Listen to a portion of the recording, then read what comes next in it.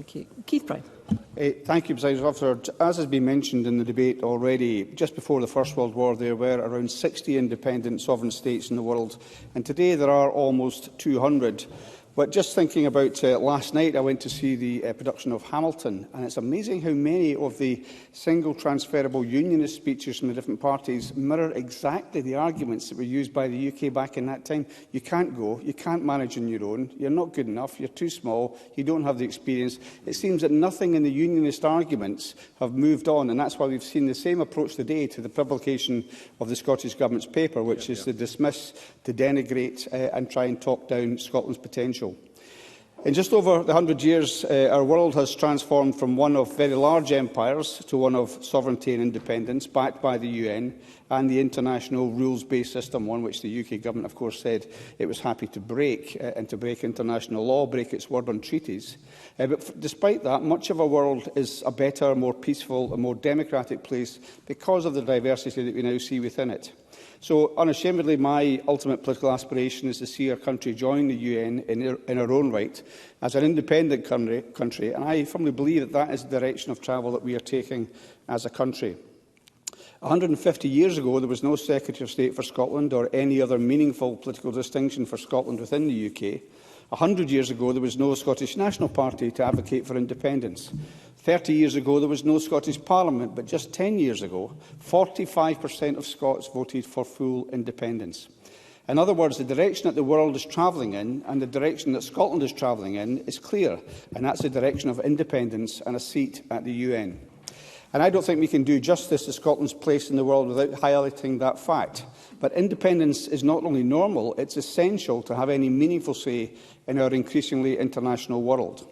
International questions like climate change or defence require international answers, and the bodies that produce those answers, the EU, NATO and the UN, are clubs of independent states, which the UK is and which Scotland currently is not. The alternative is to continue to allow Scotland to be represented by the UK Government, which more often than not has been rejected by Scottish voters, and for whom Scotland is rarely, if ever, a priority.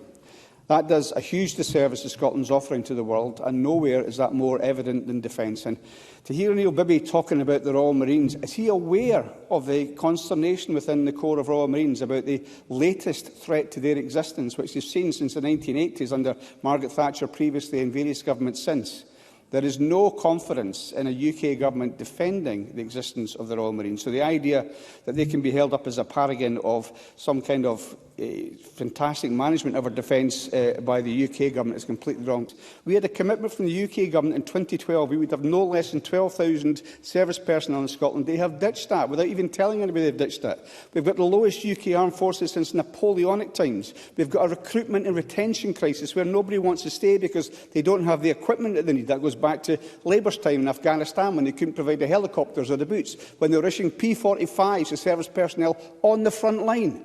So the UK is no paragon of virtue. Nope. Not before we mention the possibility of selling off the Prince of Wales aircraft carrier, which cost billions to build and would be sold at a discount, possibly closing down the Royal Marines, because that niche capability that Neil Bibby talks about is not valued by the UK government. Or let's go back to Labour, the Nimrod programme.